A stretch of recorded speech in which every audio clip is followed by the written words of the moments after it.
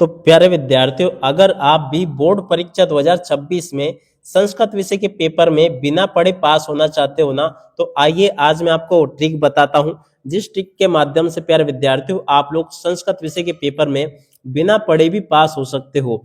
जी हाँ प्यारे विद्यार्थियों, आप सब लोगों को पता है कि अब बोर्ड परीक्षाओं के लिए कोई ज्यादा समय नहीं बचा है। बोर्ड परीक्षा बिल्कुल ही पास में आ चुकी है। अब ऐसे में प्यारे विद्यार्थियों आपको कैसा प्लान बनाना होगा कि आप लोग बोर्ड परीक्षाओं में बिना पढ़े पास हो सको। तो देखिएगा प्यारे विद्यार्थियों, यहाँ पर मैं आपको बता दूं कि अधिकतर जो बच्चे होते हैं ना, कोई कोई से स्कूल ऐसे होते हैं, अब तो इसकी जगह पे और सब्जेक्ट भी देने लग गए हैं, मगर कोई कोई स्कूल ऐसे होते हैं जहां पर कक्षा 10वीं में संस्कृत भी तीसरी भाषा के रूप में अनिवार्य रूप से पढ़ाया जाता है। वहां पर और सब्जेक्ट नहीं होते, जैसे कि आईटी हो गया, ब्यूटी केयर हो गया, ये हेल्थ केयर हो गया। इस वजह से उन बच्चों को संस्कृत सब्जेक्ट पढ़ना पड़ता है।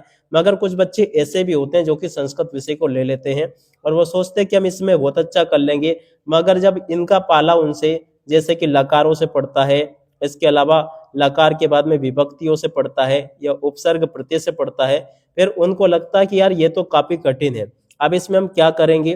तो चलो आज मैं आपको ट्रिक बताता हूँ किस प्रकार से आप लोग संस्कृत विषय के पेपर में भी बिना पढ़े पास हो सकते हो। देखिएगा प्यारे विद्यार्थियों, यहाँ पर मैं आपको जो ट्रिक बता रहा हूँ ना, यहाँ पर मैं आपको पहले स्पष्ट कर दूं कि बिना पढ़े का मतलब ये है कि अगर आपने अभी तक कुछ भी नहीं पढ़ा वो चल जाएगा, मगर अब आगे पास होने के लिए अब आपको पढ़ाई करनी पड़ेगी। क्योंकि देखो, बिना पढ़े तो कोई पास नहीं हो पाएगा, पढ़ना भी आपको पड़ेगा, पढ़ने के बाद में फिर आपको कॉपी में लिख कर भी आना पड़ेगा।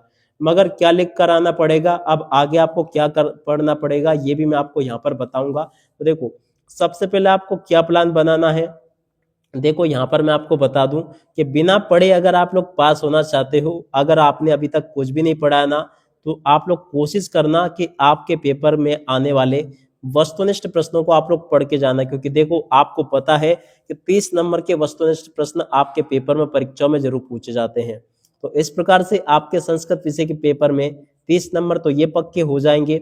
अब 30 के बाद में देखो, अब आगे अपन देखें तो वस्तुनिष्ठ प्रश्नों के बाद में फिर आप लोगों को क्या करना है कि 2 अंक वाले प्रश्नों के ऊपर ध्यान देना है, ठीक है ना। क्योंकि देखो, आपके पार्टों में से खासकर 2-2 अंक वाले क्वेश्चन आंसर ही ज्यादा पूछे जाते हैं। तो अगर आप लोग इनको भी कवर कर लोगे ना, तो इससे आपका आधा पेपर कवर हो जाएगा। अब इसके बाद में देखो, कुछ टॉपिक मैं आपको बता रहा हूँ, इनको आप लोग कवर करके जाना। तो देखो, जैसे कि एक होता है आपका लकार, ठीक है ना। लकार आपको याद करने हैं। लकार के बाद में देखो, आपको पता है, और लकार के बाद में देखो विभक्ति, विभक्ति भी आपकी परीक्षाओं में पूछी जाती है।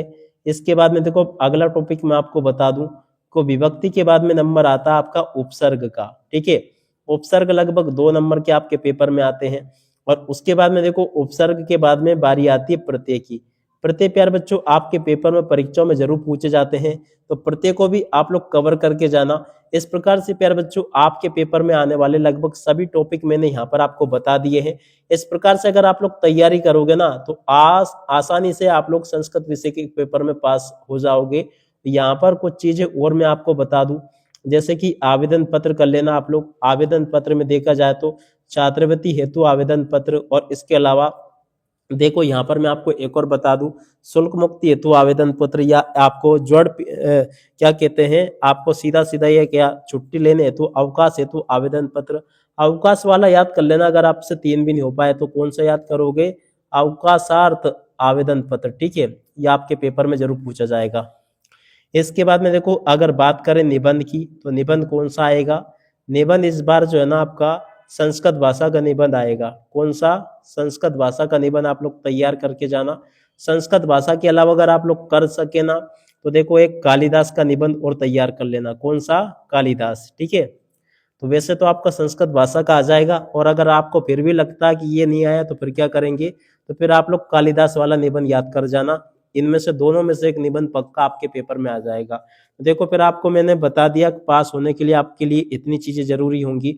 इन चीजों के ऊपर, इन टॉपिक के ऊपर आप लोग अच्छे से तैयारी करके जाना, जिससे कि प्यारे बच्चों आप लोग अपनी परीक्षा में टॉपर बन सको।